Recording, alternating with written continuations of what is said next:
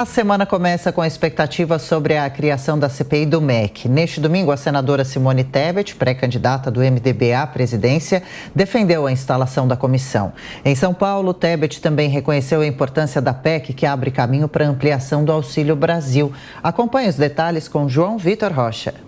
A senadora e pré-candidata à presidência da República pelo MDB, Simone Tebet, esteve presente aqui em São Paulo na Bienal do Livro e ela comentou a possibilidade de abertura da CPI do MEC, segundo a senadora e pré-candidata, por ser um assunto tão sério e com denúncias tão graves, é primordial a abertura o mais rápido possível e a investigação sobre esse assunto. Nós estamos falando de educação, nós estamos falando de denúncias gravíssimas com áudio, com depoimentos de autoridades públicas dizendo: eu fui chantageado, houve tentativa de extrair propina, tráfico de influência, advocacia administrativa, corrupção dentro do ministério mais importante do Brasil.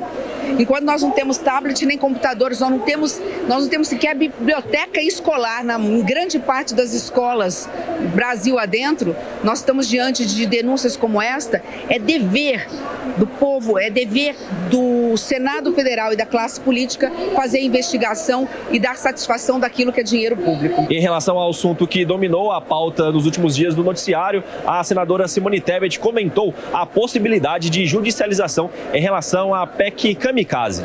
Disso o Senado teve que fazer uma escolha e fez a escolha entre aqueles que não têm o que comer.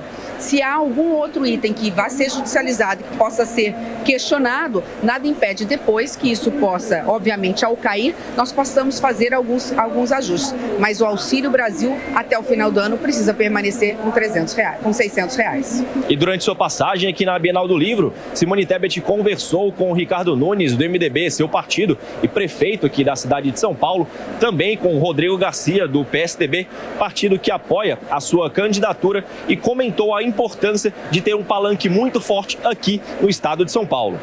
Ter José Serra, ter Zé Aníbal, enfim, ter Mara Gabrilli. Não vamos nos esquecer que nós temos aqui um palanque muito forte. Tenho certeza que isso vai abrir portas, me tornar mais conhecida, porque hoje eu sou a pré-candidata que tem o menor índice de rejeição, mas também sou a menos conhecida. A partir do momento que nós tivermos os nossos pré-candidatos a deputados federais, a deputados estaduais, do MDB, do Cidadania, do PSDB e de outros partidos que virão, tenho certeza que nós, num curto espaço de tempo, nós conseguiremos pontuar nas pesquisas. Até porque não vamos nos esquecer, né? Nós estamos diante de dois pré-candidatos que se despontam nas pesquisas, mas são os mais rejeitados. E em meio à Bienal do Livro, Simone Tebet, pré-candidata à presidência da República, também confirmou que, caso seja eleita, vai recriar o Ministério da Cultura. Bom, conosco nessa manhã de segunda-feira, comentando as principais notícias do dia. Olá, Amanda Klein, Cristina Grêmio. Cris, a Simone Tebet a gente viu aí, então falou de PEC Kamikaze, CPI do MEC, entre outros. Qual a importância de acompanhar o que Simone Tebet diz, as opiniões dela nesse momento da política? E, inclusive, a terceira via deve ter, afinal de contas, então, qual o papel nessa reta mais próxima da data do primeiro turno? Bem-vinda.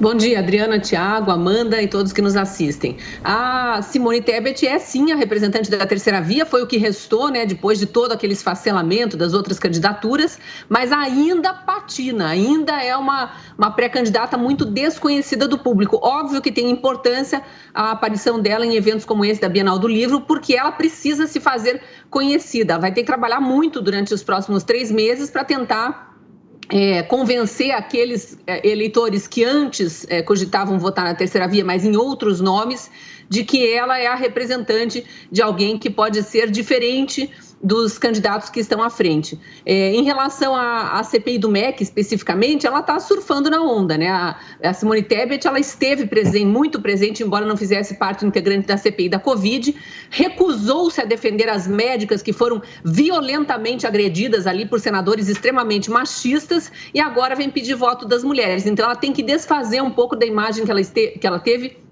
à frente da outra CPI. Se ela vai ter alguma atuação nessa, se é que vai sair essa CPI, veremos. Fato é que ela está atrás agora do eleitor e não de lacração em rede social ou muito menos oposição veemente ao presidente Bolsonaro. Agora ela tem que fazer oposição ao presidente Bolsonaro, que é o opositor dela na campanha, e também ao ex-presidente Lula. Vamos ver para que lado ela vai pender.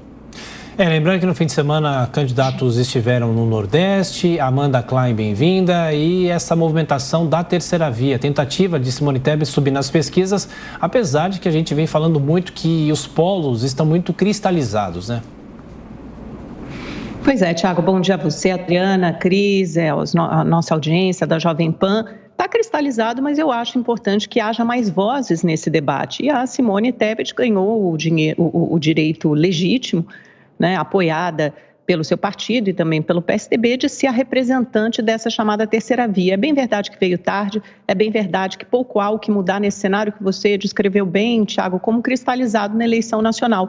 Mas a Simone Tebet está tentando, ela representa uma voz importante, representa um partido importante, MDB, uma aliança dos partidos de centro, tanto que ela estava ali ao lado do Zé Aníbal, o ex-senador, que, aliás, era um dos defensores da candidatura própria, da candidatura do Eduardo Leite, e só no finalzinho, até numa entrevista à Jovem Pan, ao nosso Jornal da Manhã, mudou de postura. Também esteve lá com o Ricardo Nunes, com o pré-candidato ao governo de São Paulo e atual governador Rodrigo Garcia. Então, você vê que ela está mobilizada com seus apoiadores. No sábado teve na Bahia, assim como todos os outros pré-candidatos mais importantes, né? Ciro Gomes, Bolsonaro e Lula, e ontem em São Paulo. E ela faz a defesa ali de pautas relevantes. Ela tem dificuldade de explicar, por exemplo, quando ela falou, primeiro ela falou da CPI do MEC, depois ela falou da PEC dos benefícios sociais, né? Que ficou conhecida também como PEC das bondades ou PEC kamikaze, que na prática é um cheque em branco para a campanha de Jair Bolsonaro na tentativa de promover a sua reeleição, porque dá um auxílio Brasil de R$600, então ele majora e leva esse auxílio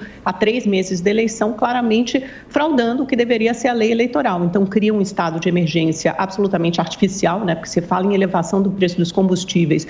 Esse fim de semana mesmo saiu um relatório do JP Morgan que diz que no pior cenário o preço dos combustíveis pode subir, pode ficar acima de $300, num cenário mediano pode chegar a $190, ou seja, a gente ainda pode enfrentar cenários ainda mais desafiadores, mas de qualquer forma dá um cheque para a população mais carente, que é um eleitorado cativo do ex-presidente Lula, para tentar chegar somente até o final do ano, né? Aí fica claro o cenário eleitoral, o contexto eleitoral, porque esse cheque de R$600 só vale até o final de 2022, mas dificilmente algum presidente eleito ou reeleito, qualquer que seja ele, conseguirá reverter esse benefício. Será muito difícil voltar atrás para o anterior de R$400, impõe um risco fiscal maior ao país, mas de qualquer forma teve apoio tanto da situação quanto da oposição. A oposição caiu ali meio numa cilada, numa armadilha, porque obviamente em ano eleitoral ficava muito difícil negar um benefício social. De novo, não que o benefício não seja devido e que o benefício não seja necessário, porque a gente tem 33 milhões de brasileiros que passam fome. O problema é isso ser feito de novo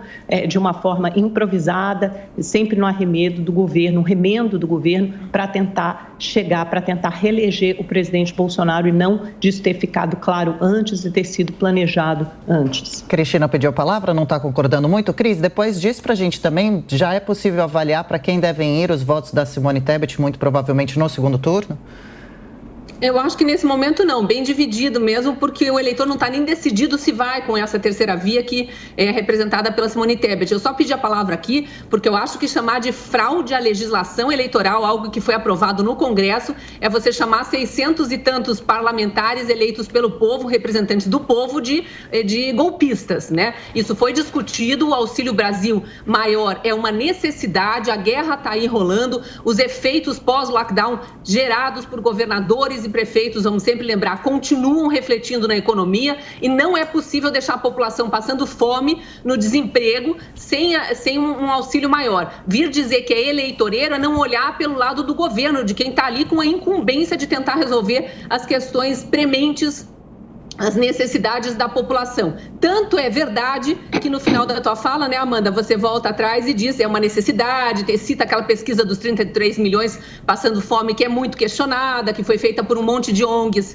esquerdistas, que pegam um dado do IBGE e distorce. Então, tem muitos questionamentos aí nessa questão da fome, mas a gente sabe que há muita gente passando fome e muita gente desempregada ainda, embora o desemprego venha caindo a níveis inéditos nos últimos 7 ou 8 anos. Então, desde o governo Dilma ali, não tinha um desemprego, desde os bons tempos, né, do governo Dilma, lá no início, não tinha um desemprego tão baixo. Mas o reflexo da quebra na economia por conta da pandemia, dessa guerra aí que agora está aumentando o preço dos combustíveis e gerando inflação em tudo, nos alimentos, nos combustíveis e em outros produtos, isso é real e precisa ser atacado agora. Pouco importa se a eleição é amanhã ou daqui 3 meses.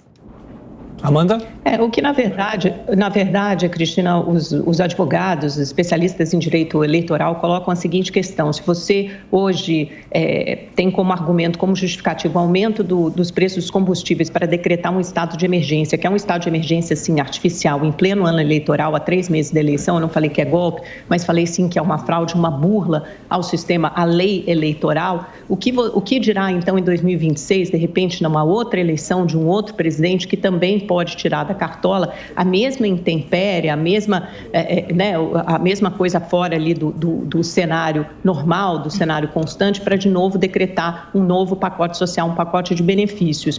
O governo precisa decidir, ou bem a economia está decolando, como quer o ministro Paulo Guedes, ou bem milhões de brasileiros passam fome e a situação não é tão boa assim. É óbvio que a segunda alternativa é a verdadeira. A situação não é tão boa assim, que pese alguns indicadores econômicos como o desemprego tem melhorado. Mesmo assim, ainda há muitos milhões de brasileiros passando fome, numa pesquisa muito bem desenhada, sim, com o apoio de ONGs, mas nem por isso questionável só porque a direita não gosta das palavras ONGs. Tanto há milhões de brasileiros passando fome, Amanda, que o governo viu a necessidade de dar esse auxílio. Mas viu a necessidade de dar esse auxílio por 2 motivos: em pleno ano eleitoral e porque o presidente Bolsonaro não consegue subir nas pesquisas. Talvez se ele estivesse em primeiro lugar, talvez se ele estivesse à frente do ex-presidente Lula, não desse esse mesmo auxílio. Então é óbvio que essa é a última cartada do presidente Bolsonaro para tentar subir alguns pontos na pesquisa. E é óbvio também que, ao mesmo tempo, porque as coisas não são excludentes, milhões de brasileiros passam fome e precisam do benefício. Em relação à veracidade dessa pesquisa, dos dados dessa pesquisa, eu sugiro que o nosso telespectador procure a reportagem da Gazeta do Povo, feita com muita apuração, explicando quem são essas ONGs que estão por trás dessa pesquisa, que não tem nada a ver com direito a gostar de ONG ou não seja leviana, Amanda, porque isso não tem nada a ver, o que eu coloquei não tem nada a ver com direita ou com esquerda. Eu falei sobre a veracidade dos dados da pesquisa. Em relação à economia, estamos sim com dados melhores, isso aí é mostrado dia após dia, nós mostramos aqui todo dia, e não dá para dizer que em 2026 vai vir um novo pacote com base nesse, porque a gente não sabe se vai ter guerra, se vai ter pandemia em 2026. Então não vamos misturar as coisas. Nós estamos num momento de emergência, o Congresso aprovou e ainda bem que aprovou, olhando para as necessidades do povo.